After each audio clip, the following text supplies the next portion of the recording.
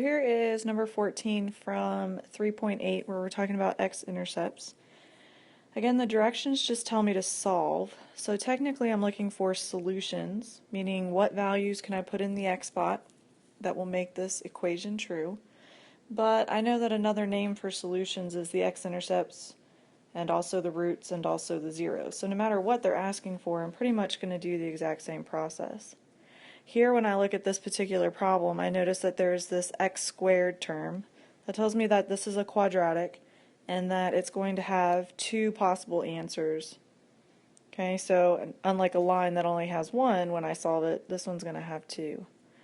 What I'm going to do is I'm going to go ahead and set this thing equal to 0 like we did in class. I'm going to move the 12 and the x to the left-hand side.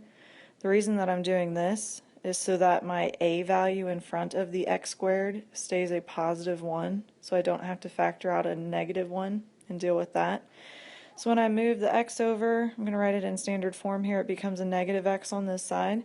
And in order to move the 12 over, it also becomes a negative 12, and now that equals 0.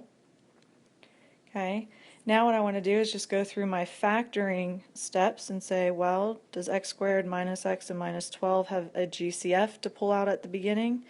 And of course the answer is no. And a is positive, so I don't have to pull out a negative 1. If you guys move the x squared to the other side, you just need to pull out a negative 1 to hang out on the outside. Okay, but mine ends up being positive, so I'm just going to start the whole factoring thing here. AC is a negative 12. Factors of negative 12 that add to be a negative 1 should be a negative 4 and a positive 3. So if I go ahead and blow up that middle term, expand it out, I end up with x squared minus 4x plus 3x minus 12 equal to 0. Okay, let's move the page up just a little bit here.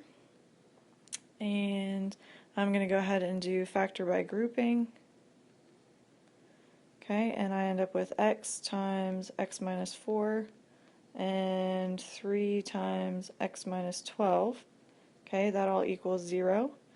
Okay, let me go ahead and rewrite this multiplication problem as a two-factor multiplication problem. So I get x plus 3 and x minus 4. Now I have two things that multiply to equal 0, so one of them has to equal 0. So this guy, x plus 3, if he equals 0, the value of x would be a negative 3, and x minus 4, if he were equal to 0, the value would be x equals 4.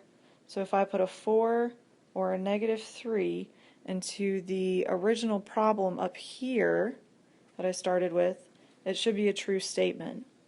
Okay, and if I wanted to, I could go ahead and graph, let's see, this right here, this yellow equation one, just to double check and say, are these really the x-intercepts, the solutions?